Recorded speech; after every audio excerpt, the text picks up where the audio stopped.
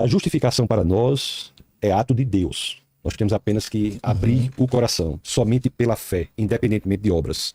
Não é pelo que nós fazemos que nós alcançamos a salvação. Até porque, professor Vilelas, me diga uma coisa, entre Hitler e Madre Teresa de Calcutá, qual foi que agiu mais moralmente? A Madre. Madre Teresa. Claro. Então, Madre Teresa está aqui, Hitler está aqui. Mas mesmo ela, Madre Teresa, não alcança o nível necessário para ser salvo, que é a perfeição. Por isso que todos, de Madre Teresa a Hitler, que são salvos, têm de estar em Cristo, porque ele é aquele que é aprovado. Isso é justificação. Tá. Nós somos justificados em Cristo, não por nós mesmos. E um exemplo que depois a gente pode se aprofundar, claro, de alguém que não fez boas obras e tem certeza 100% da salvação, é o ladrão na cruz. O ladrão não fez nada de bom, nem viria a fazer. Não poderia andar nas veredas da justiça porque seus pés estavam pregados na cruz. Não poderia vir a fazer boas obras porque suas mãos estavam pregadas na cruz. E aquele ladrão, Jesus de Nazaré, o Deus encarnado, olhou e disse: ainda hoje estarás comigo no paraíso. Pare. Tá. Eu só vou fechar umas portinhas que ficaram abertas do que veio antes. Perfeito. Essa coisa do Petrus Petra. O elemento central da confissão de Pedro e daquilo que Jesus diz em Mateus 16 é as chaves. Eu te entrego as chaves. Eu te entrego as chaves. Isso Jesus diz. Isso é Mateus 16, 18, padre? É. Mas Mateus 18, 18 ele entrega a chave para todo mundo. Certo. Porque todo mundo tem a cópia da chave. Mas a Pedro, ele dá o papel de representar toda a igreja. Mas a chave vai para todo mundo, padre. Não. O que é ligado no céu será ligado no céu, que é a razão de ter a chave. Não... É Mateus 18, 18, se eu não me engano. Não, peraí, calma. Mateus 16, Jesus diz: eu te entrego as chaves do reino dos céus. Tudo que ligares na terra, etc. Isso que você diz depois, tudo que ligares na terra será ligado nos céus, tudo bem. Jesus diz em Mateus 18 a todos os apóstolos. Isso, é a mesma coisa. Mas a Pedro, exclusivamente Jesus diz: eu te darei as chaves do reino dos céus. Ou seja, Pedro representa, ele tem a prerrogativa de representar a igreja na sua pessoa, né? Inclusive Carson, que é um exegeta evangélico, concorda com essa interpretação de que Jesus está falando de Pedro ali. Nossa, oremos pelo Carson. Mas Bom, e depois a doutrina católica não entende tradição como uma fonte adicional. Ela entende tradição e escritura como uma fonte única. E isso é muito importante, porque conceber as escrituras como não oriundas da tradição sob inspiração do Espírito Santo significaria que elas caíram no céu. E não é assim, né? Repita, por favor. A tradição, a Igreja Católica não tem como fonte... Não. O que eu estou dizendo é o seguinte: sim, que tradição e escritura são uma única fonte. Tradição e escritura? Sim. São uma única fonte. Porque as escrituras surgiram da tradição e não o contrário. Senão eu tenho que acreditar que as escrituras caíram prontas do céu. E não foi o que aconteceu. Tema da justificação. Vamos virar a página. Mas assim, agora, tradição e escritura são uma única coisa, isso aí... Uma única fonte. Uma única fonte, exerce uma interpretação forte em cima, né? Porque a escritura é o que o senhor tem aí, né? Tradição é o que se diz dela, né? Então, assim, deixando onde surgiram no português simples. Escritura são os 66 livros da Bíblia. Para nós, o senhor tem mais 7 livros do Antigo Testamento, isso é escritura. Tradição é o que se entendeu dela. É isso que está errado. Porque a tradição apostólica antecede as escrituras. Os apóstolos primeiro pregaram, depois escreveram. Como é que o senhor soube que foi que eles pregaram? Ô, pastor, eu ia só pedir pra deixar ele concluir, aí depois, tem 3 minutos. Não, mas já aconteceu também por parte do padre, só pra gente ter uma dinâmica melhor aqui. Vamos lá. Vamos voltar ao tema da justificação. Né? Justificação. Desde 1999, eu acho que esse tema ficou um pouco no passado, a partir da declaração conjunta feita entre a Igreja Católica e a Igreja Luterana. Por quê? Qual ano? 1999. Certo. Né? Embora, assim, para a doutrina católica, aquilo que os evangélicos entendem da doutrina católica não corresponde à doutrina católica no que tange à justificação. Todos os evangélicos? Todos.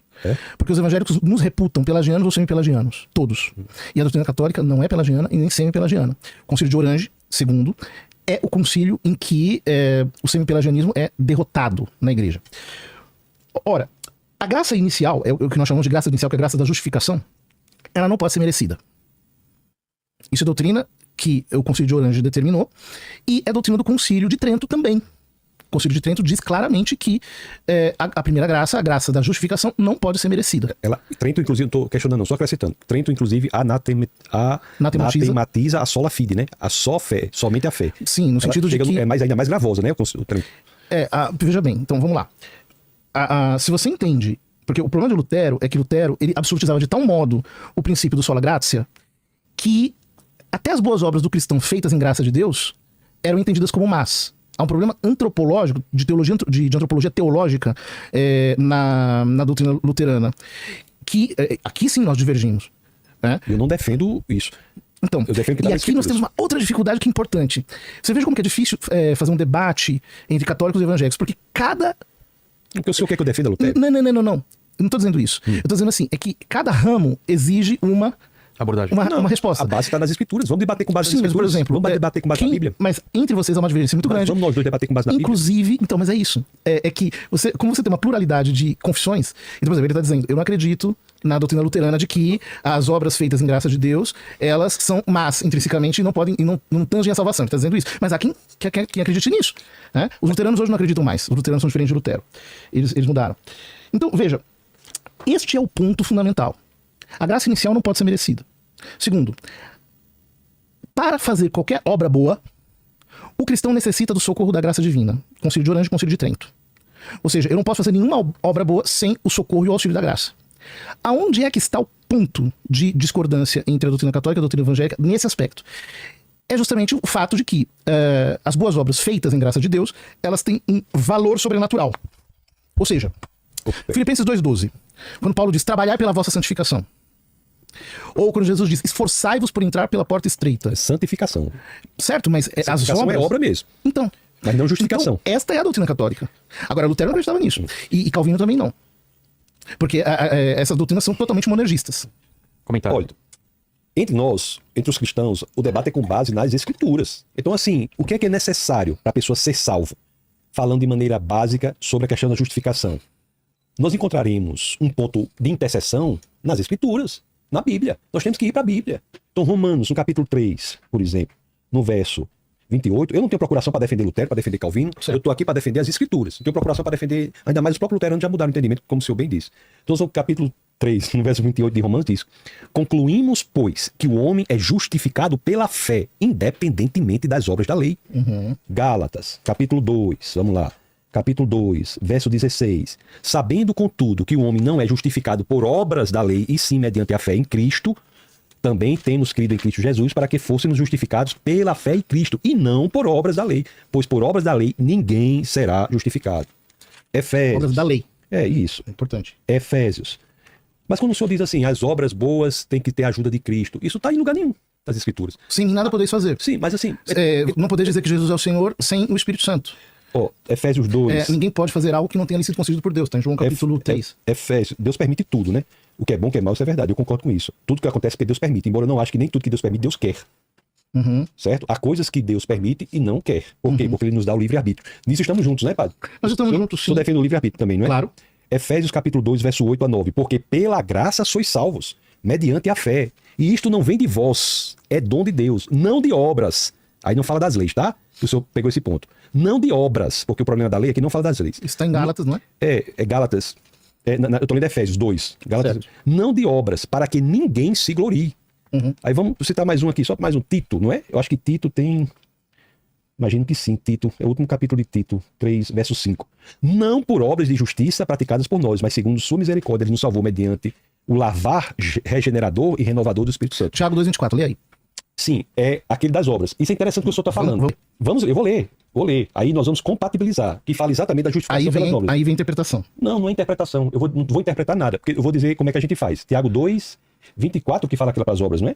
Verificar isso com a pessoa justificada por obras e não por fé somente. Pronto. Aí o que é que nós temos? Aí nós temos o seguinte. Não, isso é muito interessante que o senhor trouxe. Coloca os dois versículos um ao lado do outro. Como compatibilizar? Porque a gente não vai estudar filosofia, ou vai estudar qualquer coisa. Por exemplo, qual foi o livro mais citado do século XX? Foi As Estruturas das Revoluções Científicas, né? The Structure of Scientific Revolutions, daquele Thomas Kuhn. Foi o livro mais citado do século XX. Tem um artigo depois sobre esse livro, de Margaret Masterman, que ela diz tem 20 interpretações do termo paradigma.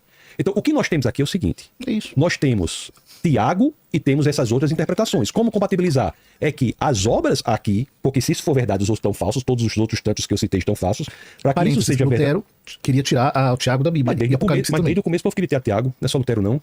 Desde o começo, o cano, quando foi formado em Tiago, em Apocalipse, as cartas de Paulo eram só 10, não foi só Lutero não. E se Lutero quis também, não tem... Tá aí a prova de que a tradição antecede as escrituras. Mas a tradição não é romana. Certo. Se o senhor quiser dizer que tem tradição, eu não vou discutir, tem tradição, mas como é que a gente sabe a tradição? Pelas escrituras. E é romana? Não, claramente não. E quem é que define as escrituras?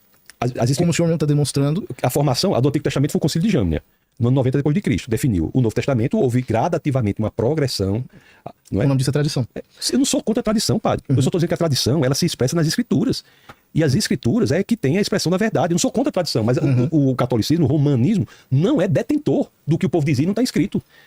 Não é que você tem um ramo que dizia, eu sei o que o povo dizia antes das escrituras e era isso. Não é assim. O que está escrito, e aqui nós podemos ler passagens das próprias Bíblias dizendo que elas são suficientes, que fora daquilo é algo que não deve ser feito, o que está escrito é o que nós sabemos, é o que está revelado. Certo, o senhor estava fazendo a compatibilização entre Tiago 2,24 e as demais afirmações de Paulo. Então, como é que se pode compatibilizar isso? Ou se diz que tem uma contradição, ou se compatibiliza. Como é que qualquer livro, de qualquer área do saber nós fazemos? Para compatibilizar, já que uma está dentro da outra, aquela que está dentro se mantém e a outra tem de se entender. Como é que se diz que a fé genuína se expressa nas obras? Porque se a obra fosse necessária para a salvação, o ladrão não seria salvo. Essa é a doutrina católica. Então o ladrão não seria salvo. Então é só pela fé, então. A doutrina católica diz que a primeira graça só pode ser recebida pela fé. Então a obra não importa para justificação, então. Para a justificação, não. O homem não se então justifica. estamos juntos. Se a obra não importa para justificação, não importa para salvação, é a mesma coisa da gente.